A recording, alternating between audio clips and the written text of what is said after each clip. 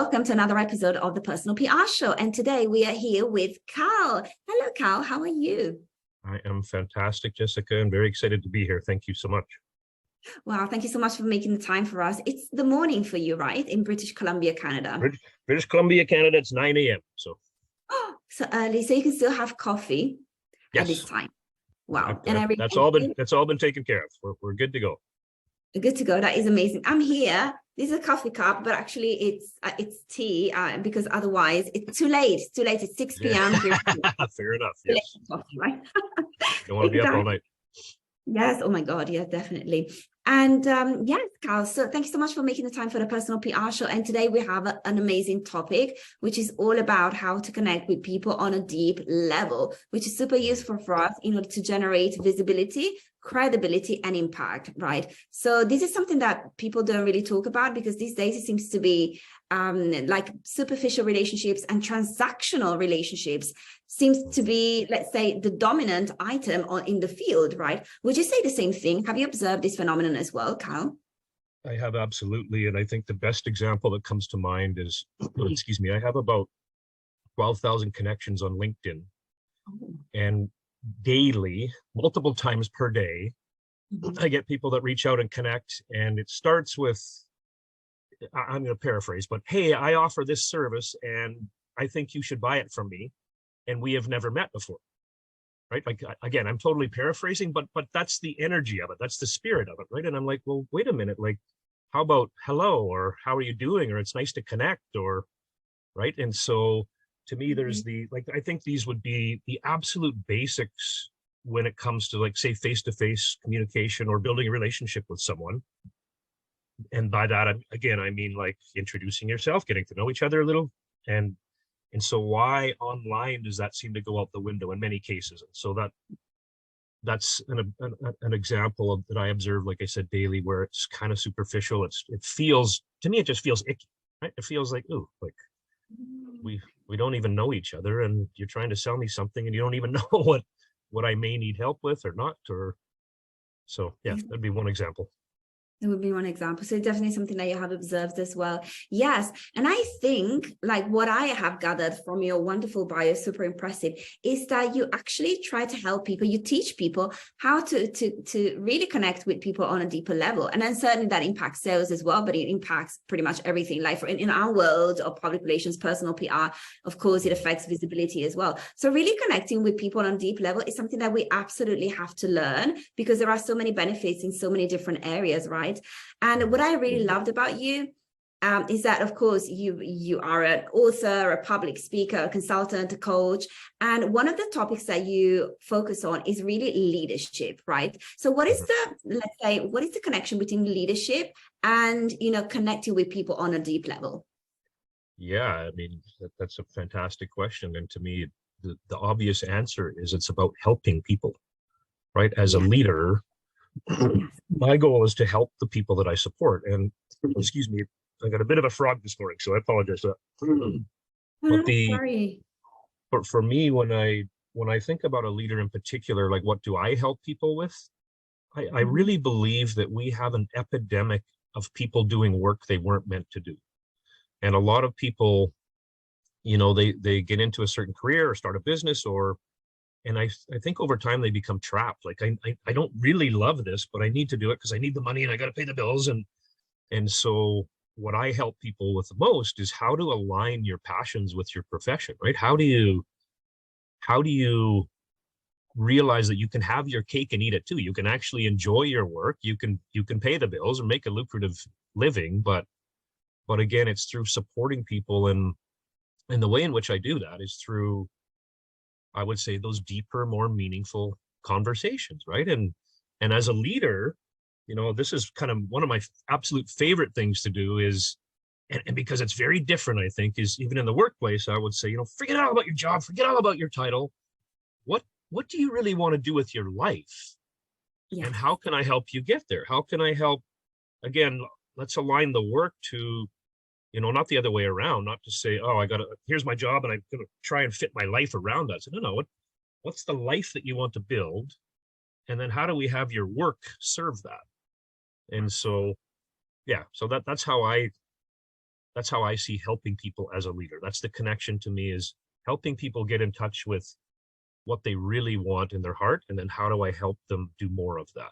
Because the other thing I think is, often in particular in the workplace, we're not given that opportunity, right? Like, and even if you go back, for most people that I've talked to anyways, and myself was totally in this boat, is when I was getting out of high school, I had no idea what I wanted to do with my life. And the guidance I got was from my guidance counselors at school that said, oh, you're really good in physics, so you should go do this. And I'm like, okay, but like, nobody stopped and said, but what are you really passionate about? What do you think you would love? How would you like to spend your days? Right. And so I ask people questions like, and again, it's just through these, I think, a little bit deeper questions, and then giving people the space to go through their own process to figure that out. And so, here's one of my favorite questions, especially when it comes to work, because again, I get people need to pay their bills, and that often is what drives our decisions about our business or our career. And so I ask them a question. I'll say, let's say you won the lottery tomorrow. So money is no longer an object. You're good for the rest of your days. How would you like to spend your time? Wow. And for the vast majority of people that I have supported, they don't know the answer to that. And that's cool. That's okay. But it's just like, even starting to ask that is, ooh, I never thought about that. Maybe I should think about that. Yes, definitely. Yeah. Oh, this is such a powerful question. So what would you do, Carl, if you won the lottery tomorrow and you didn't have to work for any more, not even one more hour in your life? Yes. Whew. See, that's a good question. And here's the other thing about that question, I think, is it's something I refer to as meaningful alignment. And that, again, is like, what is it that not just for my work, but everywhere, where the place that I live, the relationships that I have, the people that I surround myself with, who do I spend my time with? And so the reason I think it's a good question, it's important to continue to ask ourselves that question, because what I was passionate about 3 years ago is very different than what I'm passionate about now. Right. And so, and I think, honestly, in some cases, it changes daily, monthly. It's like, hey, this is my new thing. This is what I'm now most excited about. So, but back to your question, again, I've spent a ton of time aligning things for myself and really figuring out what lights me up, and what lights me up is helping people. And in particular, again, back to this, helping people get alignment in all areas of their life, right? I feel like I was reminiscing around New Year's. I do every year I review my life, and not just once a year, but excuse me, like many people, I do the big review. And so I had all of these goals that I wanted to, and things I wanted to accomplish in my life. Some of them were work-wise, some were personal. For example, one of the things I've wanted since I was a little boy was I wanted an acreage property. So a property where I could grow my own food and, have a little bit of space. And I've been thinking about this most of my life, to be frank. And so in May of this year, I woke up and I thought, okay, I keep talking about one day, but like, when is one day? One day has to be today. Like, what am I waiting for? Right. And so I was fortunate enough to find my dream property, and that's where I'm calling in from now. And so it's just one of those areas in life, right? It's like, again, work, relationships, career, where do you live? How do you spend your time? And so I look back, and I'm not going on about this story to brag about myself. Hopefully it'll be insightful for people, in that when you first of all check in with your heart, okay, what is it that I really want to do and accomplish and be? How do I want to be? How do I want to feel? Yes. And then you start working towards those things. When I went through this exercise at New Year's, there was one aspect in my business in particular that I hadn't really achieved what I wanted to. And this is just such a funny, I think, human nature observation, as I was kind of obsessed and down on myself for not accomplishing that one thing. And then I kind of stepped back and I read through everything that I had laid out for the year before that I wanted to accomplish: purchasing my dream property. I wanted to get some coaching certifications, of which I got 3 this past year. Oh my God. I did all these things, and I was like, wow, like, dude, you're so hard on yourself for that one thing that you weren't able to accomplish, or and I've actually made a ton of progress in that regard as well. It's just not exactly where I'd envisioned it, but it was just a reminder that, wow, like, you know, figure out what you really want to do and then start taking steps towards it. And eventually, like, I look back now on that year and say, wow, like, I feel like a totally different person. I feel like, you know, I'm probably in the best shape I've ever been in my life. I lost 20 pounds. I'm doing all these things. But again, I was kind of overlooking all of those to focus on the one thing that wasn't where I wanted it. So good human observation. No, absolutely, absolutely. I love the fact that you are working, you're helping people, of course, with this very topic, but at the same time, you're very introspective as well. So you're asking yourself the same questions that you're asking to your clients, right? Because I see a lot of people that, you know, are asking their clients a lot, that are expecting from their clients a lot, but then they don't look in the mirror. Right. And that happens a lot of times, like these double standards in coaches happen so often. And I'm so happy that you're not actually this way, that you actually, you know, you treat yourself the way that you treat your clients as well. It's amazing. Well, I think it's hugely important to do so. And I have a number of coaches in my life, because I believe that, you know, you can do things the hard way, or you can get help from someone that has more expertise than you. And so I have a book writing coach, I have a speaking coach, and I have my fitness coach. And but to your point, Jessica, it was very interesting. I was preparing to do a talk at UCLA in Los Angeles, and the topic was around meaningful alignment, and how do you align to the things that are important in your life or important in your heart. And my speaker coach, and it stung a little bit at the time, to be perfectly honest, but he said, Cal, you're coming to, and he was going to meet me in Los Angeles, and he said, you're coming to do this talk around alignment. I don't really feel like you're that aligned at the Oh my God. How did you feel when you heard this?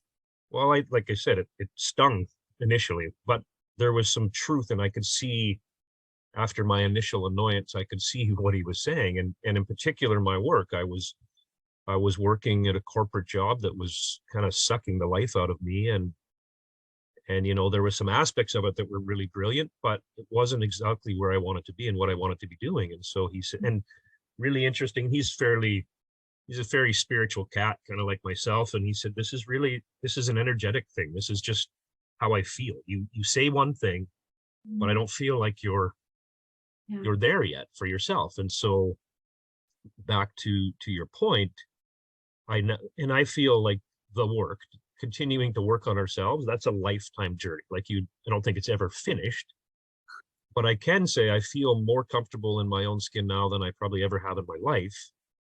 And then to your point, when I'm showing up to help and serve others, again, it's energetically, I think it's like, wow, yeah, there's something about you. You seem pretty happy. You seem right. And so you're right. I think I have to continue to do the work on myself so that I'm equipped to help others. Absolutely. Oh my God, I love this. And I have to ask, Carl, is this the reason why you call yourself, or you are known with the title of Chief Happiness Officer? Yes, it is. And I have so many people reach out on LinkedIn and say, I love your title. And I love it too, but I wanted to explain a little bit what it means to me, because I think for a lot of people, it's kind of catchy and maybe even a little bit flippant, right? Why would it Chief Happiness Officer? Like, what does that even mean? And again, back to this idea that I think there's so many people doing work that doesn't really serve their soul. And so while it may sound like a cute, catchy title, I take it very seriously, because I've seen people that are completely miserable in their work. And therefore, when you talk about alignment in every area of your life, the opposite is true, I think, too. If you're really unhappy with your work, you don't show up very well as a friend, as a partner, as a mom, as a dad, right? It impacts every single part of your life. And so, so most of it is. And I think people underestimate it. I mean, we spend 2/3 of our waking lives working, most of us.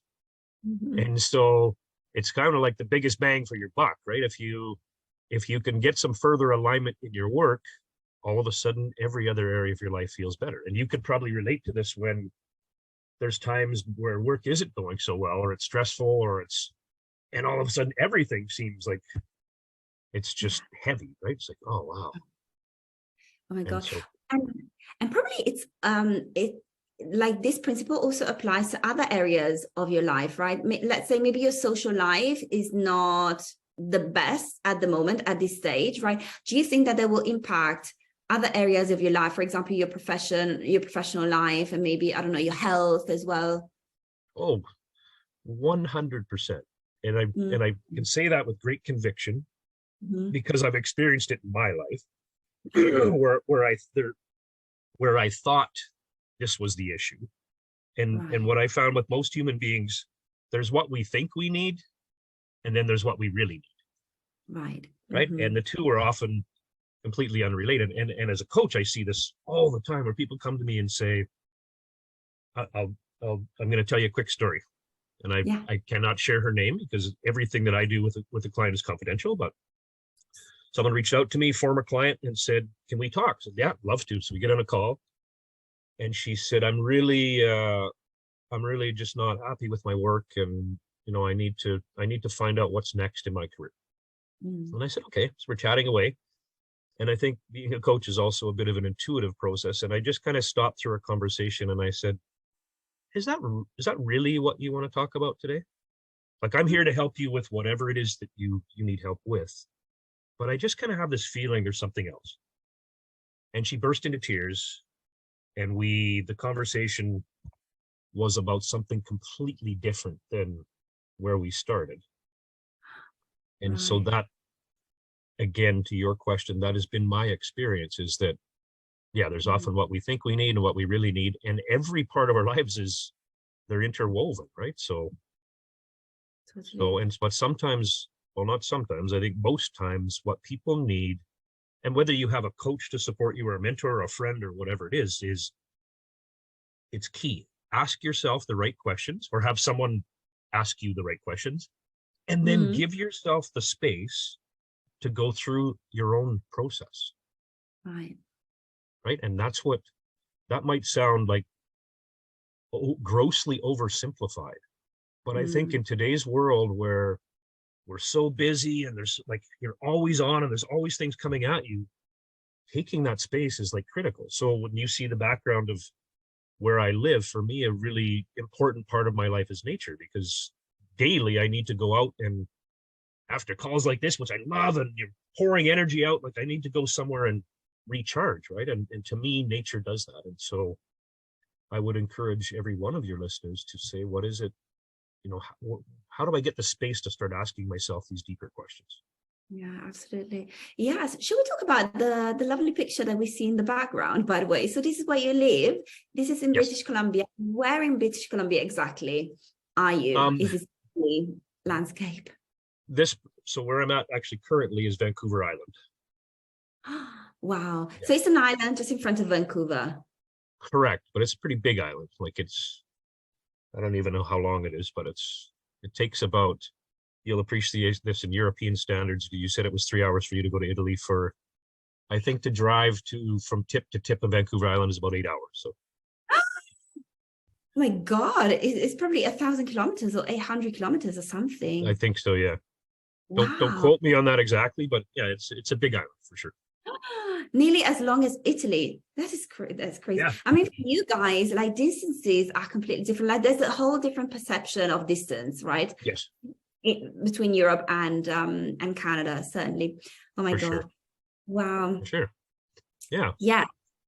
But Cal, I have, because this is a personal PR show, right? So we talk about visibility, and certainly Yes. public Yes. speaking and Yep. certainly book publishing is a big topic for us. We talk Yes. about these topics very often. So should we start about should we talk about your speaking career, because you are an international speaker, and should we Yep. also talk about your book? What would you like We to can. start? Yeah. We can. Sure. Either or. Yeah. I'll tell you about both of those. So, um, for the speaking, for me, like a lot of people are terrified of speaking, and let's Mm. be frank. I mean, I get nervous before every talk. I think if you didn't get nervous, I would be concerned about that. But we were talking about this earlier, Jess, you and I think we talk about the strategies for PR and for building your business. And I've said it quite a few times, and I'll say it again because I just believe in it so firmly. It's about helping people. It's about making an impact. It's about making the deeper connection. And so, why I became a speaker is, and I found this early in my career, even like speaking in work environments, or I would share whatever the idea was that I was sharing, and afterwards people will come up and say, wow, like that really made an impact on me. And Amazing. in which case that made an impact on me. I thought, you know what, if sharing this idea and one person says, wow, that was pretty profound, to me it's all worthwhile, right? And so I looked for opportunities. How do I do more of that? How do I speak to bigger audiences and make an even deeper impact? So that's something that, yeah, I love to do and want to do more of it. The book was the exact same idea. It was, I didn't write it so that I could pat myself on the back. I thought, I want to share some ideas that I learned, 20 plus years of being a leader for large teams and organizations. And maybe that book could help someone else. And it was really, it's been so cool to me still to this day. And they come like out of the blue. I'll tell you another story. So I met a gentleman and his fiance it's called Mount Robson Park, which is a beautiful mountain area here in British Columbia. And his name is Martin, and Martin's from Holland. And so we met probably 8 years ago, and we just really hit it off, and we've stayed good friends, and we connect, via Zoom, and we're helping each other with business stuff. But we were talking not long ago, Martin and I forget what it even was, but I was sharing this idea, and he said, yes, Cal, of course I know that idea. And I said, how do you know? Because I read your book. Like, it was in the book and I remember it. And I was like, oh, cool. Okay. Like, right. But it was just a reminder that these types of things, I think, are how you can reach a broader audience and make a bigger impact. And so and let's be clear, like, are there tangible business benefits to doing so? Likely. But to me, that's not the number one driver. It's, in fact, I've started to double down on this idea most recently, where I've literally been setting up calls with as many people as I can, no cost to them, and say, I just want to help you, whatever it is that you need. And it's this, do I believe that some business opportunities are going to come from those calls? I do, but I am in no way attached to that. And if all that happens is people say, wow, that was a great conversation, then to me, it was a smashing success. And I'll tell you one other story, if I may, about coaching.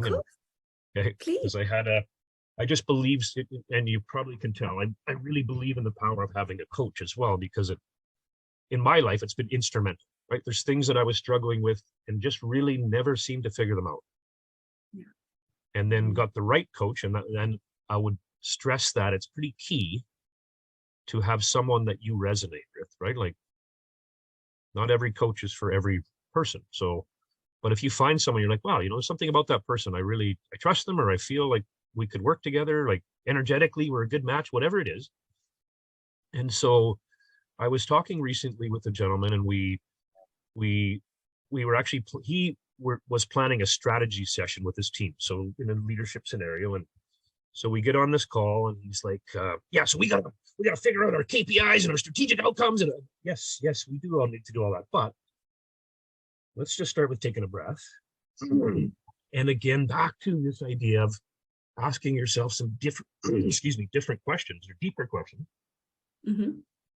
I asked him, I said, how do we want people to feel as a result of this session? Good one.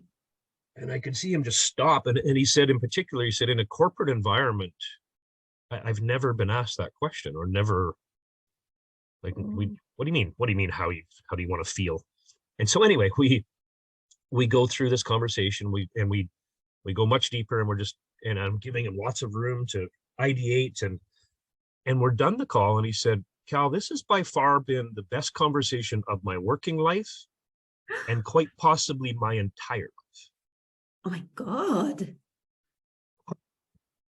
And I was just stopped in my tracks. And again, I'm not telling you that story to say, oh, what a fantastic coach Cal is, but it's about asking someone questions, giving them the room to, like, for me as a coach, if someone says, wow, that's a really good question, I feel like I've done my job.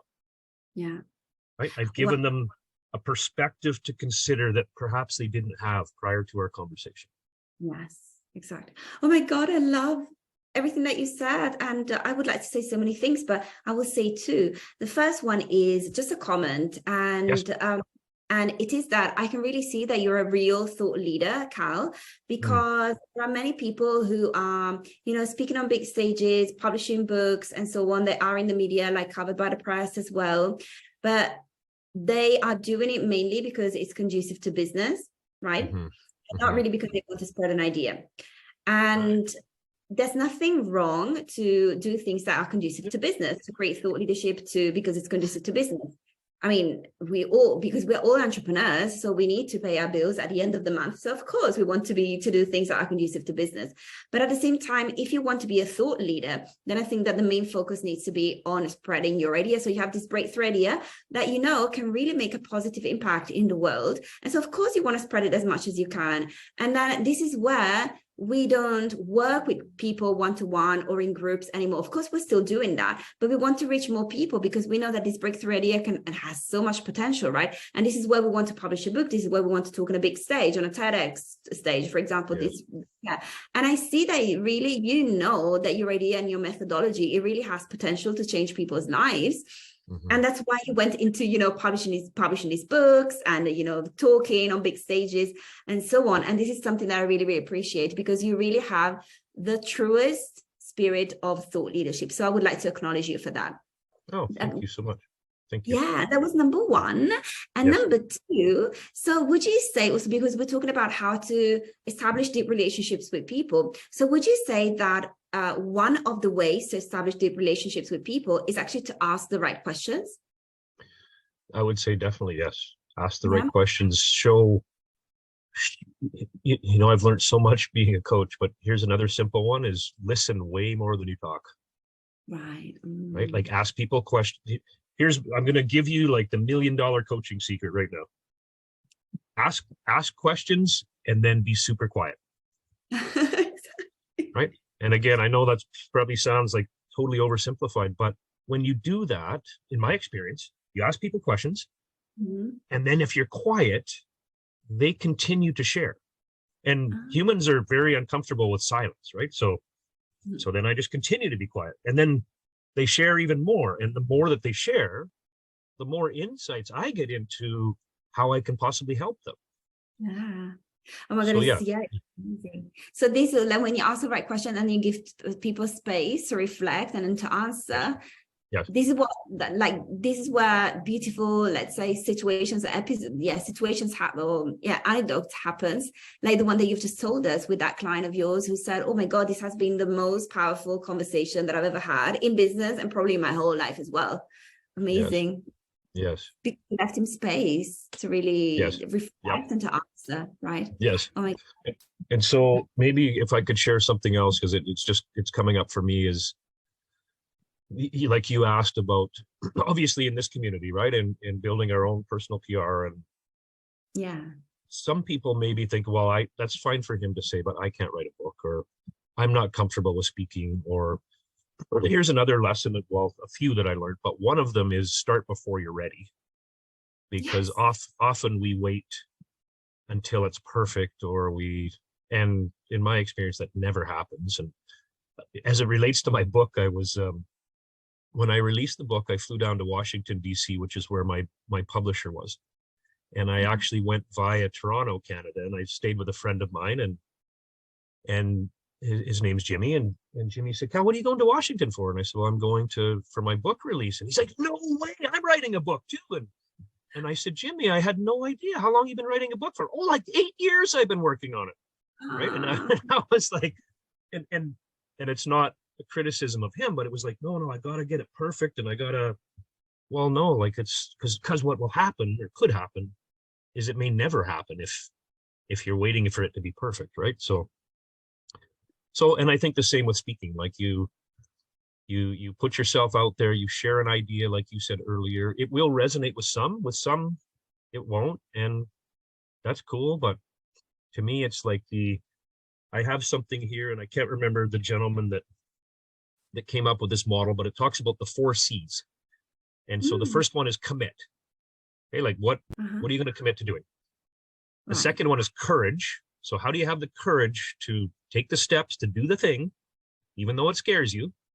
Yeah. And I would argue if it scares you, then you're on the right track. Like it should scare you It's a true. little bit anyway.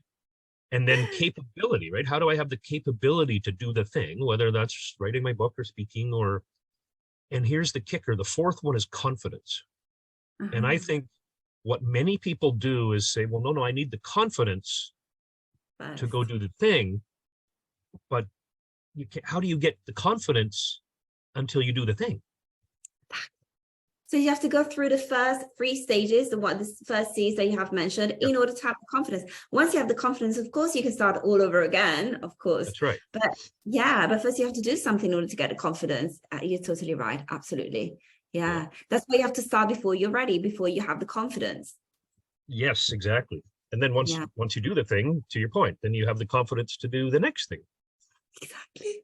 Oh my Yeah. God. Yes, you're so right. That reminds me of something that I did at the beginning of this year. It was the 1st of January. And I was like, okay, last year I was already very courageous because I had like, ambitious goals.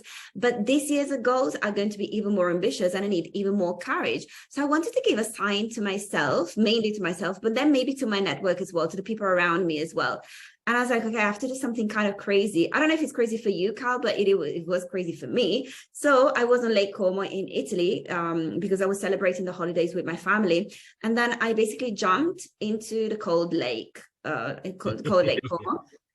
Yeah. And actually, I felt so strong. So now when I'm I think I am courageous in general. So it doesn't happen very often that I'm scared of something, but of course it will happen. So whenever I am scared, I think back at me jumping into the cold water. And of course, I started before I was ready. I was not ready, Carl, to jump into the cold water, but I just did it.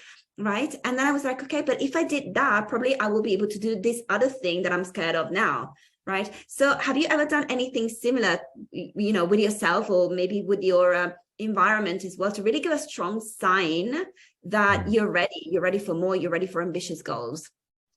Yeah, well, I think so. I've been doing some cold water plunges myself lately. So some days are easier than others, um, but I think that is just so absolutely brilliant. And I want to acknowledge you for taking that leap because but here's the key lesson, I think, and you're bang on. It's like, hey, if I can do this, what else can I do? Or in what other areas of my life can I actually be courageous? Yes. Right. And so it's a great question to ask ourselves. And you said, like earlier, we were talking about, yeah, when I'm coaching individuals, I'm asking them questions, but I'm always self-coaching myself. And so this is a question I'm actually going to take away and ponder and say, I'm courageous in this area. So where can I apply that courage, or where can I get the inspiration to be courageous in other parts of my life? You're so right, because courage is totally a transferable skill. It's not related Yes, to a certain, it doesn't get stuck with a certain field. Actually, you can bring it to other areas of your life as well. Oh my God, I love correct. this reflection of yours. That's And I think amazing. I'll share one other thing that's very related to that is I'm part of a coaching community where we get together once a week and really go deeper and talk about all kinds of topics such as this one. And Right. we talked recently, about said most of us are Mhm. either being dragged around by the past or Right. being scared of the future. And because of that, it totally prevents us often from just enjoying the present moment. So true. And so I started to think about that a lot, and I've been thinking about it ever since. And to me, one of the biggest things that we encounter as human beings is fear. And what I learned over the years is all of the good stuff is on the other side of that fear.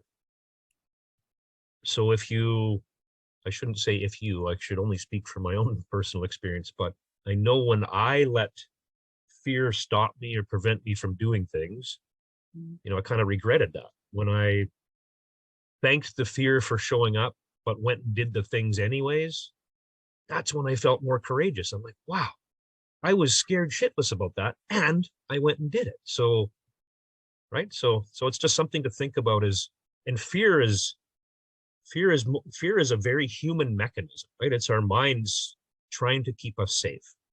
Yes. And so back to giving yourself the space, I think, to go through your own processes.